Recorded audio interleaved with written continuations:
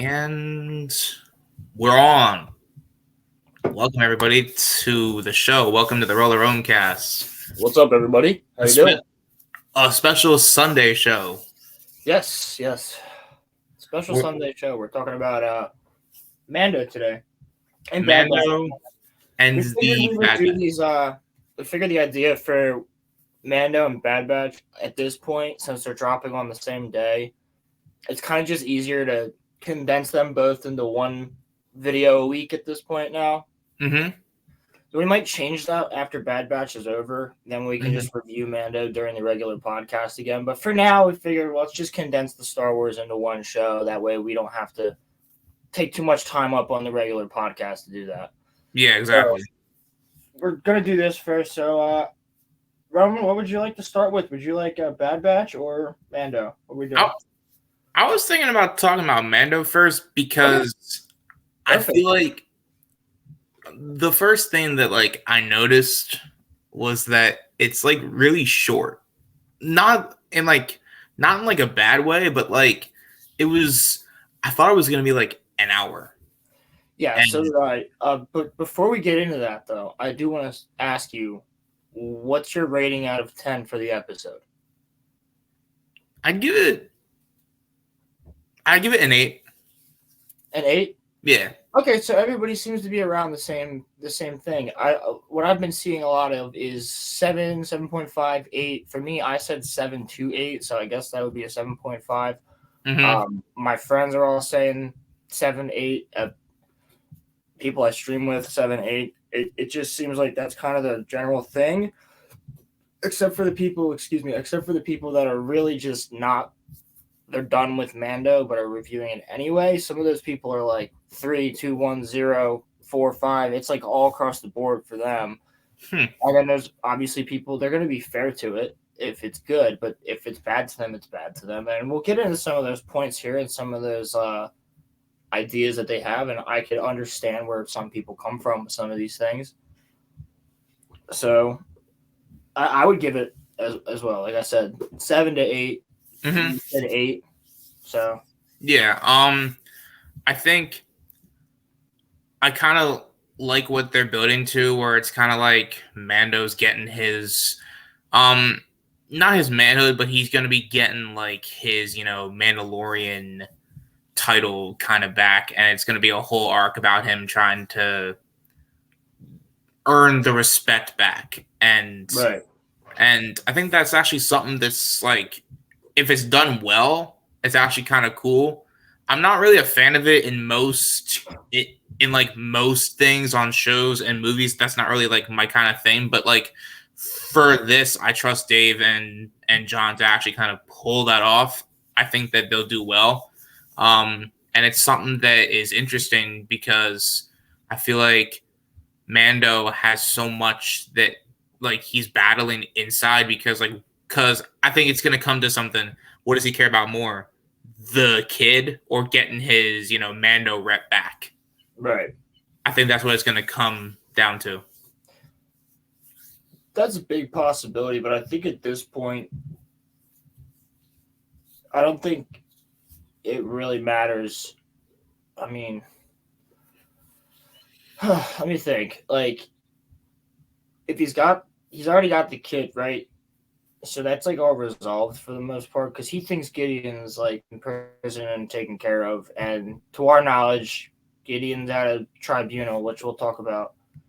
But at the same time, he's still going to go and do this mission. He's going to go to Mandalore. He's going to get this thing done, whatever, this little side quest that he has to do so he can stop being an apostate, as they call it. And I don't really think it's going to have to do with him in that regard and in that quest with Grogu. I think it'll be so later where there might be a decision he has to make where it's either save the Mandalorians or save Grogu or something like that. And I think he'll probably choose him. He'll figure out a way to do both. Yeah. But I wanted to start with one of my first points was the Mandalorian ceremony, the baptism, if you will, that we saw. Mm-hmm. What did you think about that scene? Well, I think that's when the show is like adds is I like slower stuff, but I'm also more of an action guy. So I think when you have those giant action fight scenes, like that's where I think that this show shines because you have all these different types of like Mandalorians. You have like Mandalorian children. You have Mandalorian women and men, and they're all trying to take this giant monster down. Mandalorian like shock trooper basically dudes. Yeah, Like, and it's like really snipers and assassins and all this. Yeah, they're all different types of warriors there. and I think that's a really I think that's kind of a cool way for you to be like for like that like ritual or for like that tribulation for you to get led into the Mandalore code. I think that's a really cool way for like people to be kind of like led into it, and I think it was cool that Mando came in to like make like the save, but like I feel like I just thought that fight was actually like really cool. I just wish that it was a little longer. So you don't think that? Now I'm not saying I think this, but people are saying this. So you don't think that the Mandalorians were being a little bit stupid by not just running back into that cave because there's no way that the Croc could get in there? To be honest, I wasn't really thinking about that. When you rewatch it, you're like, why don't they all just go back in the cave? Well, yeah, no, but like, well, I mean, well, now that you say that, yeah, like, I mean, that because was we needed a cool fight scene for the beginning. That's why. Yeah, it's that simple. But like, and I don't have a problem with it because I liked it. I liked that scene. I'm one of the people that did enjoy that scene, and I find myself still thinking about that poor Mandalorian that got eaten because I've watched Attack on Titan, and I know what people feel like when they're in the stomach of something else. And yeah, I was just thinking of Eren when that thing got eaten by the Croc, dude. I was thinking of Eren. I was like, I hope he just got crushed by the jaws. But the one thing I liked about that is they were accurate with the death roll. The crocodile did the death roll. Mm-hmm. I thought that was cool. Yeah. And then obviously I'm sitting there watching it. I'm like, oh, they're getting their asses kicked. And I do want to say I really like the water shots. Where it's like cameras going above and under the water. That's really cool. I don't know why the armorer ran up at the Croc's leg with her hammer, like that was going to do something. I don't know what that made no sense. I don't know if you noticed, the shots are like a little different too. Yeah, they are. They use a different type of camera. Yeah. And I'm sitting there, I'm like, Mando's going to show up. Mando's going to show up. I was like, yep, I knew it. N1 coming in here. Ba-da-dum, ba-da-dum, bum-bum. No, it wasn't even that. It was that one sound, like the like like the Mando sound that they always play. Yeah. That's how you know that like Mando's about to show up. But yeah, I mean like I like that scene, but like I've seen some people saying online that they don't like it, and I kind of would understand why, but like I understand why. Yeah. I want to preface this before we go forward by saying I understand every single criticism that's been made about this episode. Whether you liked it or you hated it, it doesn't matter. I absolutely can see all of these different criticisms. Yeah. That's why, to me, it's not an instant 10 out of 10. Yeah. I think it's a good first episode. Do I think it's better than season 1 or 2's first episode? No. I think season 2... Actually, maybe even season 1 had the best opening.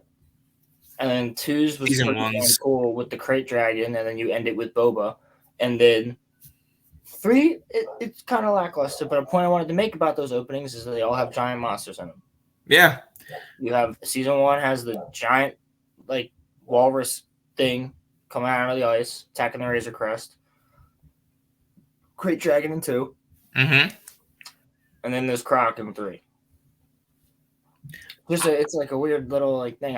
In 4, I want to see like King Kong or like a giant octopus or something. Give me something. Give me a dragon. King Kong in the Mandalorian verse. I don't mean actually King Kong. I just mean like a giant ape-like creature or something. That'd be cool.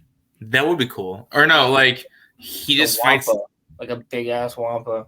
Yeah. or he just fights like or he fights like a Rancor or something. It'd be cool. Wow, it's kind of in Boba Fett. Yeah, no, but like I'm saying, but I mean, I feel like You get a bull Rancor, they're crazy looking. I feel like the reason that 1 and 2s felt so much better was that they were telling a cohesive story with 1 and 2, whereas with 3, you could argue now that it's a totally different plot now. Like, Yeah, so it is they're entirely different. Like it's an entirely different chapter, if you will, of the plot. it doesn't feel threaded. The next chapter after getting Grogu to Luke. Yeah. It feels threaded, like, or it feels threaded, but it feels like if you haven't watched the show, you kind of would know what's like going on if you haven't watched it. Right. So, like, it wasn't necessary to really watch the Book of Boba, but you should have. Yes, it was. Um, We'll talk about that in a second when I get to that point. but I have a point on why they big messed up on that, dude. Well, I wanted to say Mando in the armor, okay? Yeah. So after the crocodile, right? We get onto the Mando in the armor. Mando walks in and she's like, "You removed your helmet. You're no longer a Mandalorian. You're an apostate." And he's like, "But can I be a Mandalorian?" And she's like, "No." He's like, "You sure?" And she's like, "Yeah." And keep in mind, 10 minutes, 15 minutes earlier, you just saw the prologue where they had the exact same conversation. Mm-hmm. So they're showing this conversation from Book of Boba Fett in the prologue of season 3. And then 15 minutes later, you get the exact same conversation again. It's like, Mando, what? Like, you already know that you're not allowed to come back until you do what you said you had to do. Like, why are you coming back to go, like, well, I didn't do it, but, like, can I come back? She's like, no, but you're not a Mandalorian. He goes, what? Like, but, all right, you're no longer a Mandalorian, but you can keep I want to be one. You can keep your armor. Like, you can keep your, like, your ship. You can keep your Darksaber. Like, but you're not a Mandalorian, dude. Like, you took your helmet off, bro. Like, I'm sorry. I just think that's a really weird writing choice in the way that it plays. And for that prologue specifically, and that's just my point on Mando in the armor. Other than that, I don't care. But Grogu coming back, I have had multiple people this week ask me, how? How did he end up back with Mando? True, yeah. And it would have been as simple as you put one scene of him showing back up with Mando in the prologue, and then everyone's going to be like, oh my God, somehow he ends up back with him. Because I think what they're trying to do is they're trying to make people go and watch Book of Boba Fett because they're not telling you how he got back with him.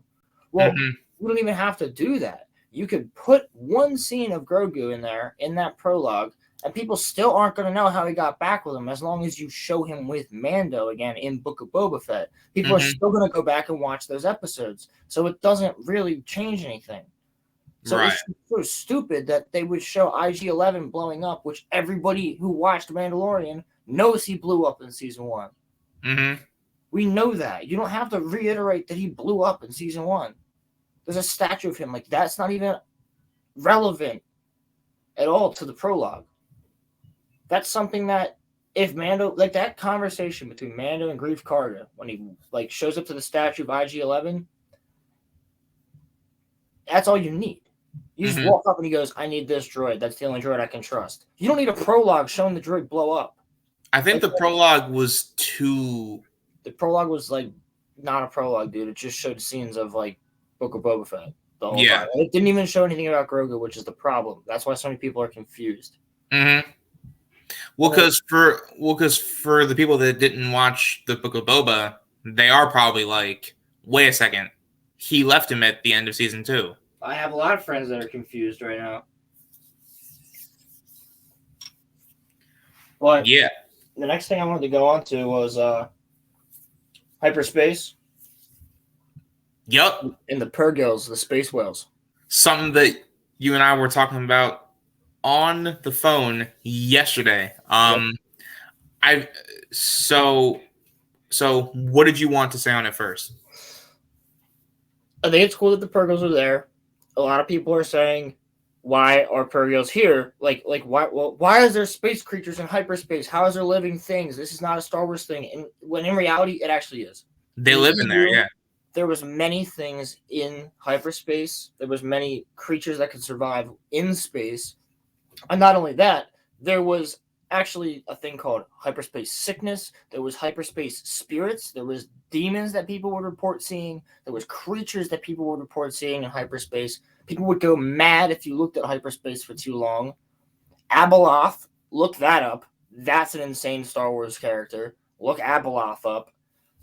Abeloth has been seen in hyperspace, and there's these whales that are in Rebels, in the Star Wars Rebels show, that their natural ability is to be able to use hyperspace in their DNA. They can use it. They can use hyperspace, and they survive in a vacuum.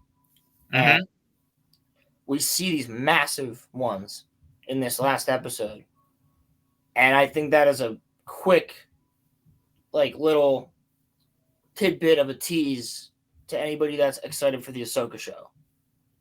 Because how did Ezra and Thrawn end up in the middle of nowhere where we don't know where they went? Purgils, space hyperspace. And these whales don't have coordinates. These whales don't have anything. They just zip, go where they want to go. Mm-hmm. So, but here's the other thing about hyperspace. A lot of people don't realize this. It's not like a blip. It takes days, yeah. Days sometimes. Mm-hmm. Weeks on end if you're going far. So, I mean, in Empire Strikes Back, it took them forever to get to Bespin. I mean, hyperdrive was down. That's the difference. Their hyperdrive was down, but think about how long that took them until they got their hyperdrive online to get there. Mm-hmm. And then, like, that was just them flying usually in space, and then hyperspace itself took them a while to get to Bespin in general. I saw that there were some people that like were saying that like they didn't like the fact that there were space whales, and I mean, like, you know, I'm thinking they've been in Star Wars since like the 1980s. Like they've literally they didn't have that name or anything, but yeah. But like they've been like a part of it for like, you know, a long time, and I mean, it's like, not that it's like the ocean, but like hyperspace is very vast and kind of like what you said. It's not so much that. It's more so that hyperspace itself is kind of like warping. Like you're moving really fast through space on these lanes. Hyperspace lanes are, I'll say this quick so we got to move on to our other points here. But hyperspace lanes are areas that you can travel through, like a highway, where you're not gonna, because you get hyperspace wherever you want, but you should probably use the right coordinates, or else you might end up in the middle of a star. Yeah. So that's why they have hyperspace lanes, and these animals are smart enough to move through the galaxy that they know where these lanes are. You know, they know not that by instinct not to go into these certain locations. And there is multiple creatures that live in Star Wars in space. There's the Purgil. Oh my gosh, what are they called? They're in season 1 of Clone Wars. They have like giant wings. They're called the something manta, Nebrae manta. Yes, yeah. So there's giant Nebrae manta, and they live in nebulas. And like, so there's they eat stardust. That's how they that's what they live off of. So yeah, there's a lot of different creatures that live in space. I mean, you talk about the Yuzan Vong all day, and the assembler. The assembler's crazy. The assembler is an old EU character that is a giant spider that has a massive web just in the middle of space. A massive web. And it creates these little clones of itself and just sends them out. And it's actually like a Jabba the Hutt-like character where bounty hunters work for it and stuff. And it has, since it sends its spiders throughout the galaxy, and they're all clones to him that are all a hive mind, and they can learn from the assembler, and they can report to him. Like, they know information from everywhere, like at once, from all over the galaxy. And like Boba Fett ends up working with him at one point, and I'm not going to tell you what happens because it's in the War of the Bounty Hunters books. So go and read them if you want to see about the Assembler, because he's crazy.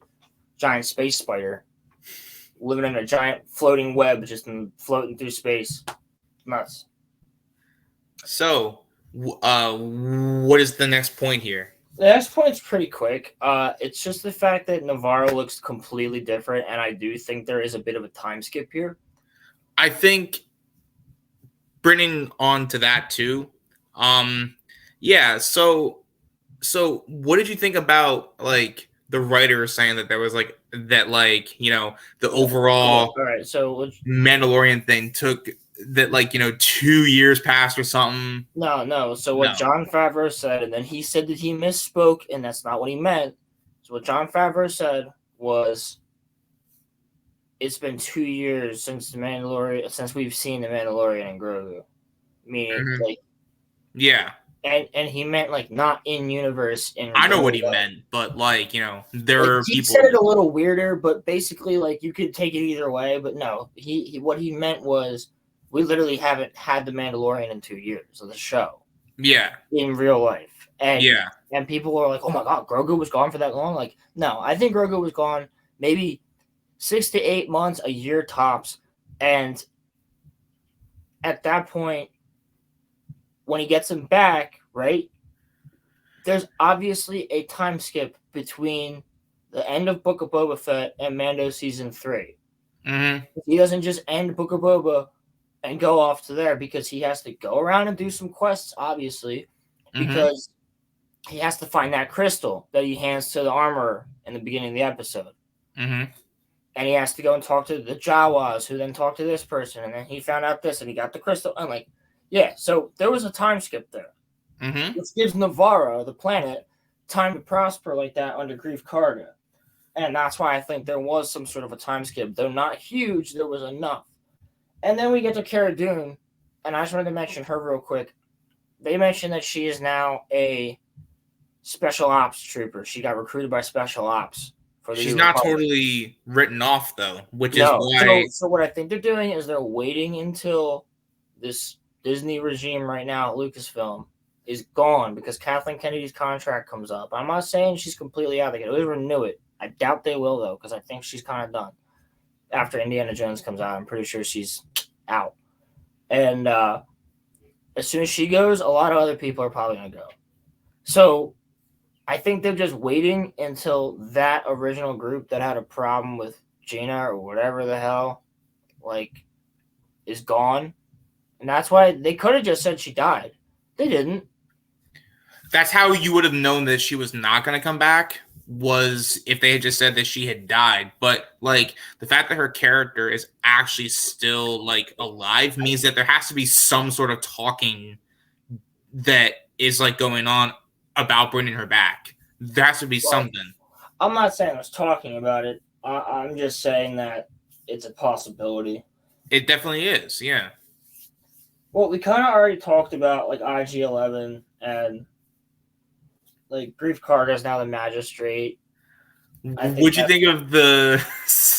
What'd you think of the? Grief of the Grief Karga statue. Oh no, that's IG-11. The IG-11. Oh no, the statue of Carl Weathers. Yeah. That's fine. The little bust, the bust. Yeah, that's cool. But that was funny about how like that like got used to bring IG down. Yeah, I like that. Yeah, I kind of expected IG to come, like, as soon as I saw his eyes like flicker, I was like, he's gonna come back. There's like his protocol. There is one more thing before we leave the like Navarro talk. I do like how Grogu's using the Force a lot more, like how he was making the like chair move around. Yes.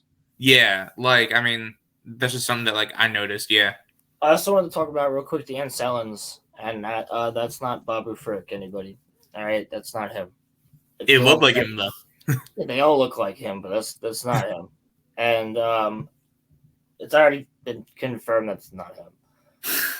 And I just wanted to say about these Ancellans, I giggled. I thought the scene went a little bit too long. I giggled. It was But funny, but I like, also think that's before Mando tries to that's after Mando tries to wake up the droid. But here's the thing: when IG-11 gets blown up, he gets blown up in season 1.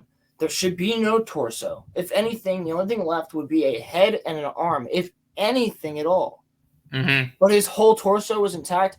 And here's the thing: I could live with that. But the wiring on the inside, all the wiring throughout, Wouldn't that be fried? It would be gone. It would be obliterated. It wouldn't exist. Mm-hmm. And I just, that's like a poor writing choice there for me. I'm like, that's so stupid. Like, why couldn't you have like found his memory core and had to find a new body, not have the body and find a new memory core? Yeah. Like, that's like, come on. That's something I just thought was dumb. And the pirates, yeah, whatever. Like the pirates in the town. Obviously, that guy was just stupid. We all knew that they were all gonna get shot. You think that the Pirate King will be like the main bad guy? No. He'll be the mid-season like villain. Like they'll kill him in like episode 4 or 5 or something.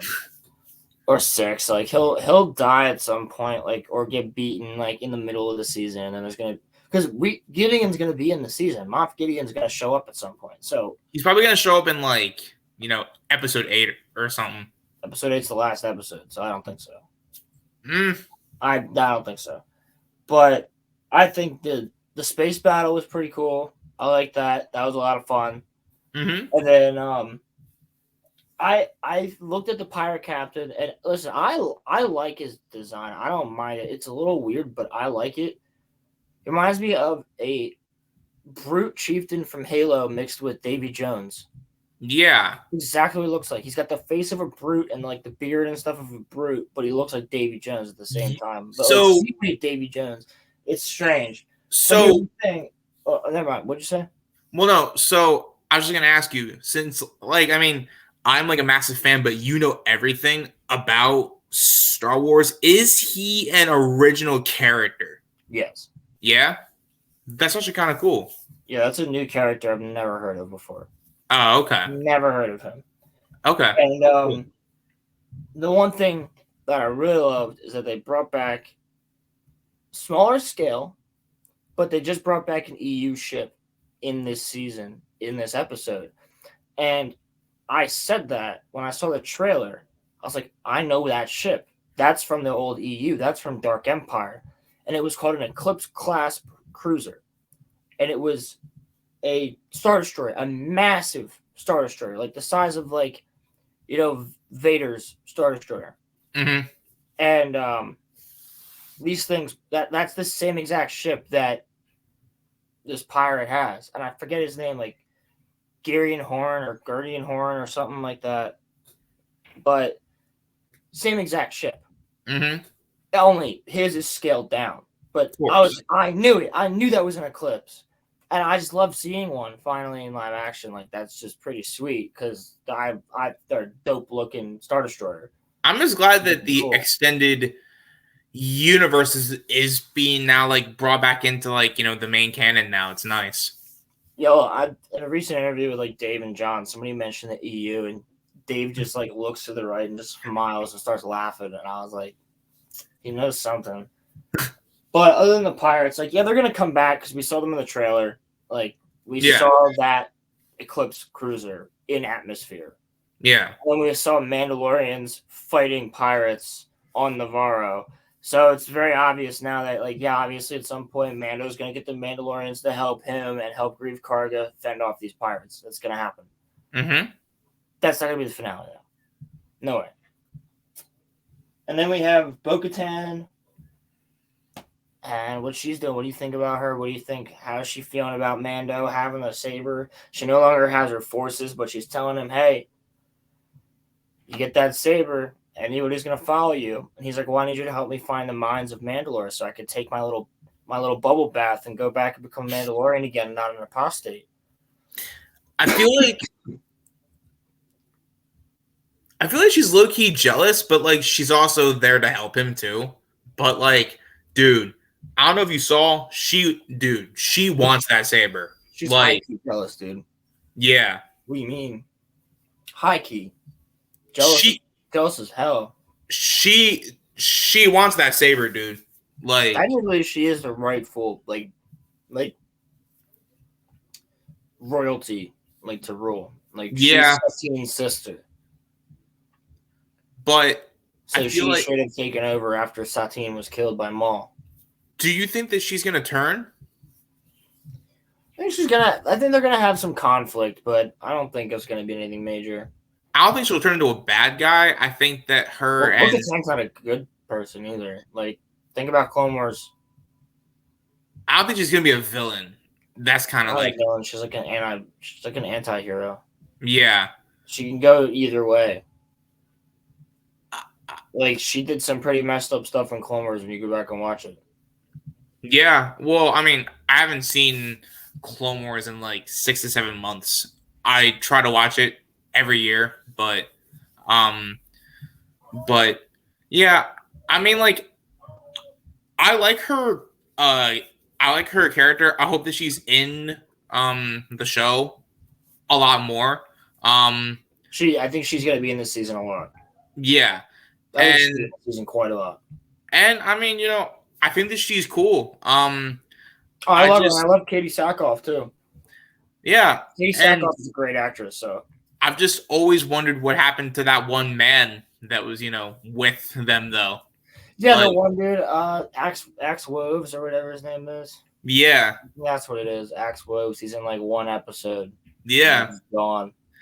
And then I wonder what happened to Sasha Banks too. Well, Sasha Banks was in the end of she was in the final episode of season 2. Yeah. She was there. It was her, Did, Cara Dune. did she get Bo shot by Katan. Moff?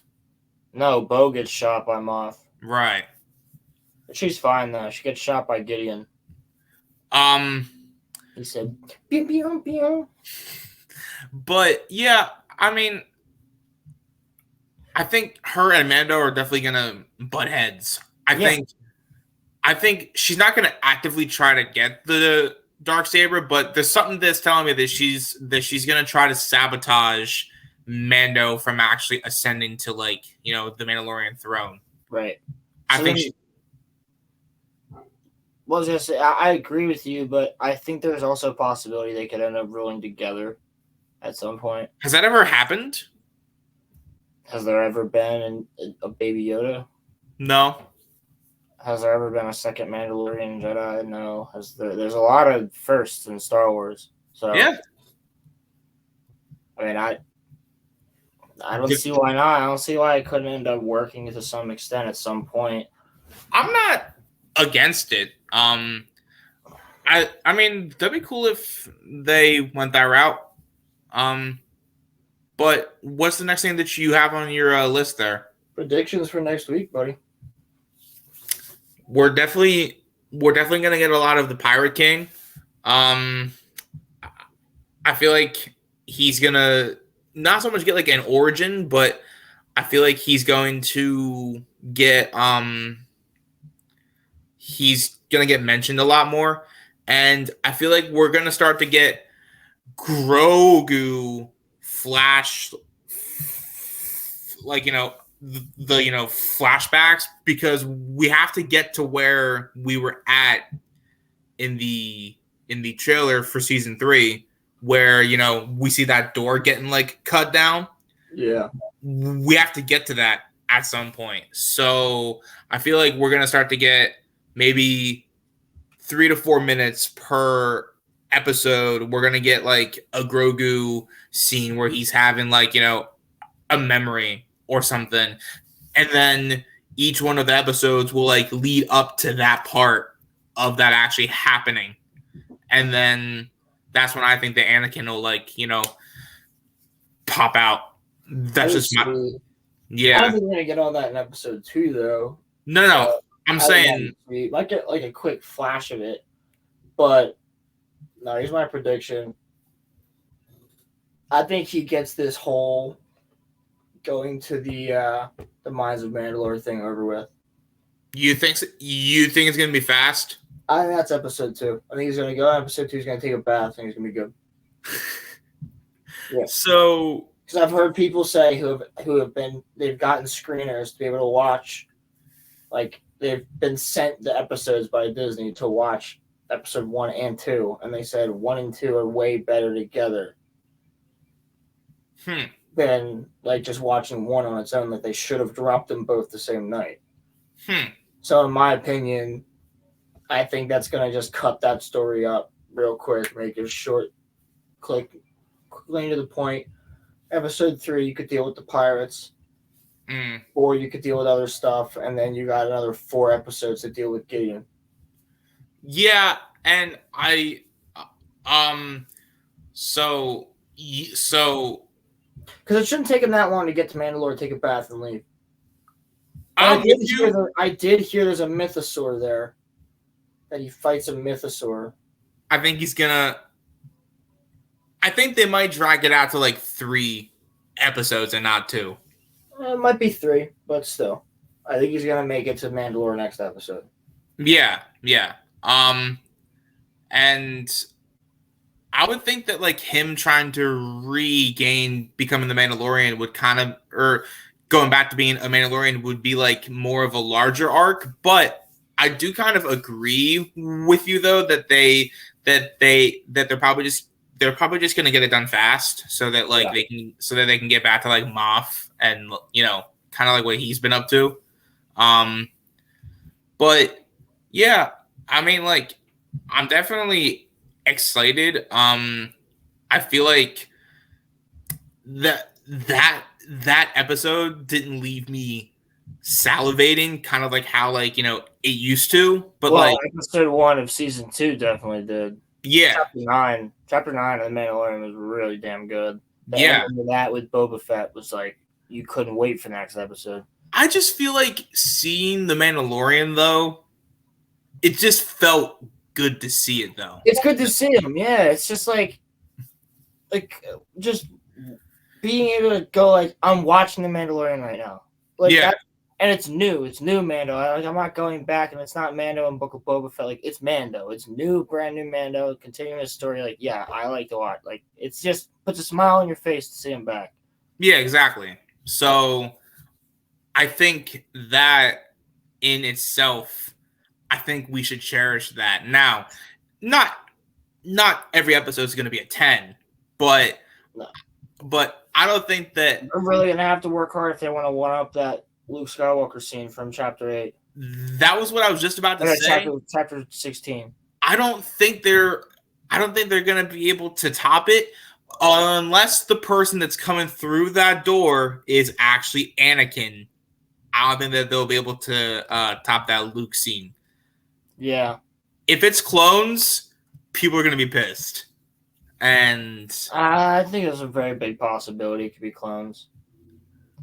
Like, I'm not getting my hopes up for Anakin or anything because I think there's a big possibility it could be clones because in Book of Boba Fett, when we get that little bit of a flashback, we actually see clone troopers running at the Jedi in front of Grogu. Now, the clones could push in first, and Anakin comes in right after them, and we just don't see that part yet. Mm-hmm. But I don't have my hopes up for it. Like, I would love to see it, and I hope that that's what it is. But there's a big possibility it's just going to be a ton of clone troopers. I wouldn't be given any thought to it possibly being Anakin if I didn't hear that Hayden filmed a whole, or that Hayden didn't film scenes that didn't make it into the Kenobi show. Right. That's the only thing that has me thinking, is he there? Like, well, yeah, he easily could, like I said before, he easily could have just, popped on the set one day and just recorded one scene. Yeah. And go from there. Yeah, right. But I think you're right though. I don't think that Luke scene will ever be topped though, because that was beautiful. I think it's gonna be hard to top it. I think it's possible, but it's gonna be really hard. It's definitely possible though. I was just rewatching that scene over again, man, and like I still get goosebumps, and I still get chills seeing that. Me too. Yeah, Goosebumps every time, dude. yeah. It's So not. It's only for me. I get a chill when I see the X-wing fly up. and I think it's funny when Cara Dune says, Great, one X-wing, we're saved. yeah, yeah, because I I think that the X-wing kind of was like, yeah, that's definitely Luke. I mean, it wasn't like fully confirmed at that second, but yeah. So was that all that you had on your list for yeah, pretty much. The Mandalorian? Yep. So then I guess we move on to the Bad Batch now, right? Bad Batch episode 11, Metamorphosis. Dude, that's one of the best episodes of Bad Batch I've ever seen. I don't know if it's better than episode 7 and 8. I think it's pretty damn close. I would put it at easily an 8 or 9, 8.5. The season, I think the season is starting to like pick up again. Yep. Agreed. Dude, okay. Skip like 20 seconds, but if you don't want to see this, but the Zillo Beast. No. This is all spoilers. So if you're here and you don't want to hear anything about Bad Batch, go watch Bad Batch and then come back and listen to our review because we're talking mad spoilers right now. I'm gonna put it into the title too. I'm gonna literally be like, spoilers, and I'm gonna put it in like all caps. Yep. So, but bro, the Zillo Beast, bro, like, dude, I never thought that I would ever see one again after like dude. That's crazy, right? Dude. I wanted to start it though by saying the beginning of that movie is an obvious reference to Alien. Yeah. There's a lot of references to Alien in this episode. And then we go and we get to see like Mount Tantus finally confirmed to be Mount Tantus from the old EU. Mm-hmm. And I don't want to get super into what Mount Tantus is, but it was the Emperor's secret cloning facility and research base and Black Ops like crazy experiment location on this planet. Mm-hmm. And we have Nala Se, right? And Nala Se, the Kaminoan scientist, does not want to cooperate. And Nala, she's like, screw off. And he's like, well, I can make life a lot worse for you. You know, doctor. That's the other person, the doctor. What is up with the doctor? I don't know. Like, that's the interesting thing here. Who is this guy? And what makes him so important? I think we'll find that out within the next week or two. Yes, and we also get a line from Nala Se about how the Empire destroyed her entire civilization. Mm-hmm. And then that there's only the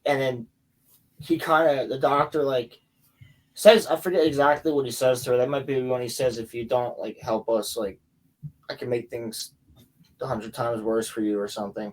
Mm-hmm. Or much worse for you.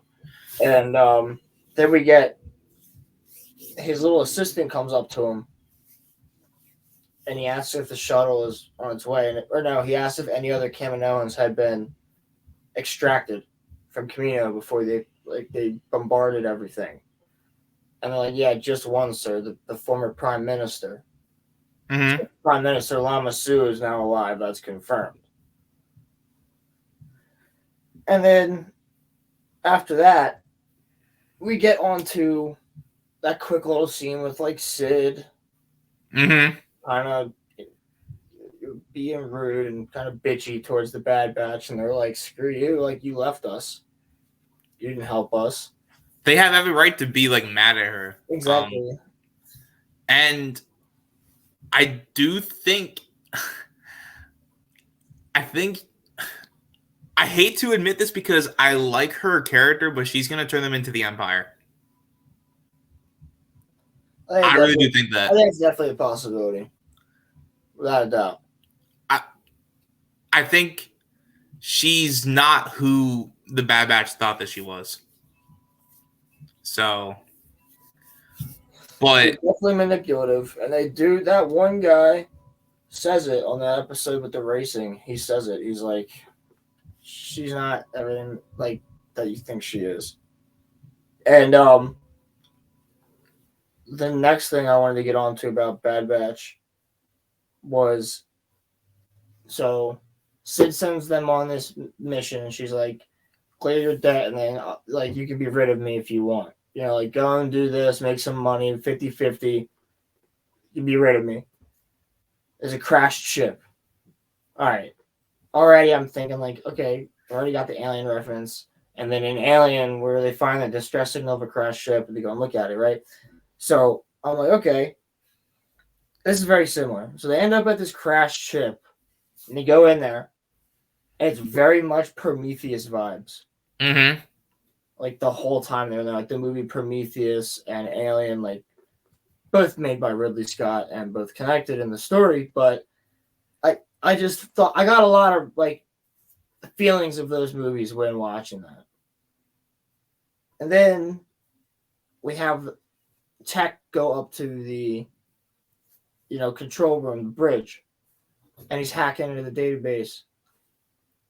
And he's like looking around, whereas like Wrecker, Hunter, and Omega are making their way through the ship, and they end up in a lab where it's cold. It's a cryo lab with Bacta. It's a Bacta, giant Bacta tank with like, it's a cryo lab and stuff. And they're like, what the hell? And they're like, no dead bodies, no crew. Like, where are they at? What the heck happened to everybody? Well, then we get Tech again, and he hears a sound. He looks in the hallway, and his droid falls out of a closet. And he's just saying, danger, danger, danger, danger. And he goes, what? What is on the ship? What killed the crew? And the droid just goes, danger, and just like shuts off and dies. Droid's all covered in scratches, right? So they continue. Hunter and I are walking, and this liquid starts dripping from the ceiling. Another Alien reference. And they all look up, and there you see this creature upside down on the ceiling, with an arm coming out of its mouth, just like swallowing the arm, like it just ate a whole person or droid. And they're like, what the heck is that?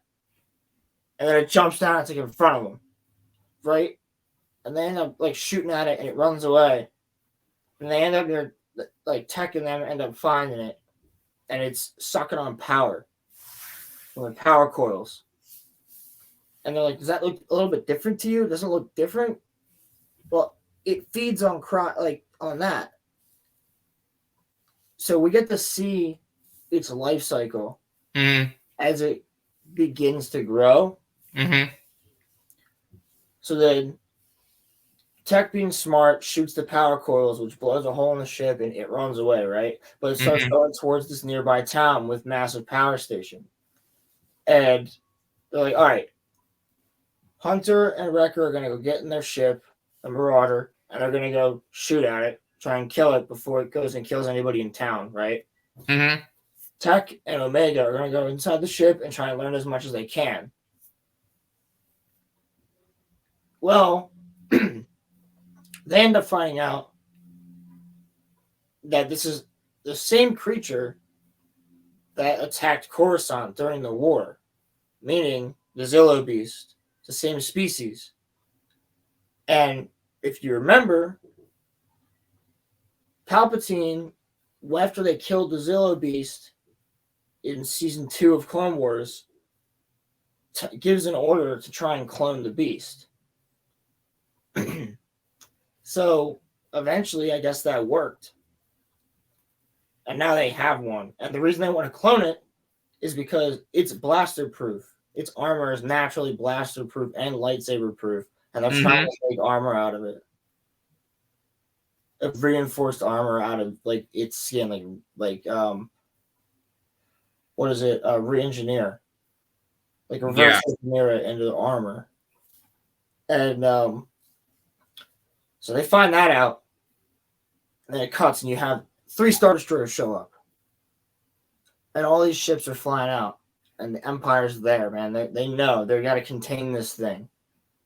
And at this point, it's climbed to the top of the tower. It's now grown into a quarter of the size, would you say, of the Zillow Beast that we maybe like smaller. 35%. Yeah. I don't know. I'd say it might be even smaller, but I don't know. Yeah, around that size. But it starts to begin to look like the Zillow that we know. And that's when the Empire just starts lighting it up. They start chasing after Wrecker and Hunter and the ship. They shoot down a couple of them. The townspeople are all seeing this go down, right? They're all like, what the heck is happening? There's Godzilla out there. The Empire showed up. And you got, like, they somehow know that, you know, I don't know if they know or if they just want to get rid of the evidence, but they sent a bombing run to go, and not bombing run, but a bombardment to go in like 4 V-Wings. Go fly over to the crashed ship that Tech and Omega are still in and start lighting it up. So they run out, ship blows up, they're fine. They start making their way forward. Well, at this point, they've now lasered the Zillow Beast with electromagnetics, and it's becoming weak. So they knock it out, right? Put it to sleep, tranquilize it, basically. And then this giant hook comes down from a cruiser, picks it up, pulls it up into the cruiser. And Wrecker and Hunter, like, they're not trying to kill it. They're trying to capture it. Mm-hmm. And then they dip. After they pick up Omega and Tech, they're like, we're out. We're out of here. Well, then you see all the civilians, right? So then we get to see Scorch from Republic Commando again. So from the old video game Republic Commando, Scorch was one of the characters, one of the clones. We get to see him again in the show. And he shows up with a ton of other commandos. They start searching the town. They round up all the townspeople and start loading them onto shuttles and just taking them. Now, I guarantee you those people are either going to reach concentration camps or they're being killed. Because the Empire's trying to cover this up. No one can see that they have a Zillow like that. No one can see this. And these poor civilians who just heard this commotion, all the power went out. They all went outside, looked at the station, saw this monster. Because they saw it, they're all screwed. All of them. I need a Commando show though, bro. Like, oh yeah. Like, just you can really just make it like, you know, the length of what they made the, you know, Tales of the Jedi. Like, you know, exactly. six like 10 to 15 minute episodes of just like them doing stuff. That would be cool because most of us played the video game when, you know, we were kids. So like, but not, I mean, I think that all of the citizens are all dead because I think even if you put them into a concentration camp, I feel like one might still be able to like get out. And then, you know, if that, you know, information leaks, then the Empire has like, it's kind of like what you said, like they want to cover up the fact that they were able to clone a Zillow Beast. And so I think all those people are dead. Well, they end up bringing it to Mount Tanthus. Yeah. So Tech ends up saying when they're in the ship after this whole thing, they're in hyperspace now. Tech says the Empire didn't destroy Kamino to get rid of cloning. The Empire destroyed Kamino so that they could be the ones controlling cloning. They want to be the main cloners in the galaxy. So I thought that was interesting. And all the data that Tech had extracted, Hunter's like, send the data to Rex and Echo. Mm-hmm. And then that's how that scene ends. And the next scene we see is the ship arriving on Mount Tantus, where the doctor, who I was talking about earlier, comes out with clone commandos and Scorch behind him, right? And who comes out of the ship? None other than Prime Minister Lama Su from Camino, still alive. And you see the ship that's carrying the Zillow right there. And then he starts talking to Lama Su, and he goes, well, your head scientist really just isn't cooperating.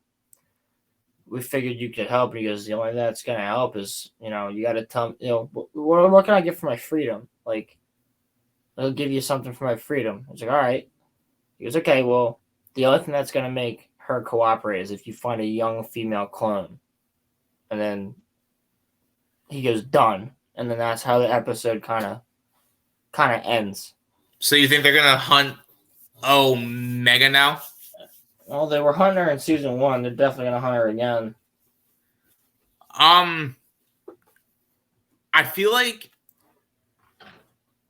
So, what is your, prediction? Because we are getting close to, like, the end of the season, but just, do you think next episode we kind of get more Crosshair, or do you think that we stick with the Bad Batch the next couple of... I think we could get more Crosshair next episode. We haven't gotten much of him. Yeah. Like, at all. Yeah, I mean... We only had, what? One episode with Crosshair? Was like episode 3? It was the only episode with Crosshair in it. Yeah. I think we need some more of him. Yeah. So I think I don't want to talk about the finale yet because I think it's too early, but yeah. I think I know what's going to happen. I think that the Empire is going to... I think next week is a double episode. Is it? I think so. I think it's 12 and 13 come out the same night. I think that the Empire, knowing what like the Doctor is like after, I think I know what's going to happen. I think that the Empire is going to send Crosshair to go after Omega, which is going to put him back in conflict with all of the rest of the Bad Batch. That'd be possible to test loyalty as well. I could see that. Yeah. I don't really know who they would send. I hope it's something cool. Yeah. Something really cool. I have high hopes for the rest of it. I'm just happy to see like Mount Tantus and see a lot of EU stuff making its way back in to like the actual media between Mando and Bad Batch, I think that is the cool part is that like if you're a fan of the extended universe, it's all being brought in ever so slowly now, and like I think that's nice. I think that that's something that needs to be in the main canon, which should have been in the main canon the whole time, but like now it's being like thrown in there, and I think that is something that I think is nice, and I just appreciate the fact that they're making, the Bad Batch. I still think that it's like I still just think that it's a really dope show. So yeah, I love it. I think it's great. Yeah. I think there's definitely some fillery episodes that I could do without, but yeah. Otherwise, I think it's a pretty solid show. Yeah, I enjoy it a lot.